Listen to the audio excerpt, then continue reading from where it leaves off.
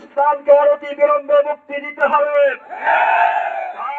প্রশ্ন উঠেছে, আপনারা কারাদণ্ড বাস্তবায়ন করছেন যে শেখ হাসিনার সরকারের পতনের পরে আমাদের প্রান্তীয় নেতা আর তিনি জেলখানায় থাকার সুযোগ নেই।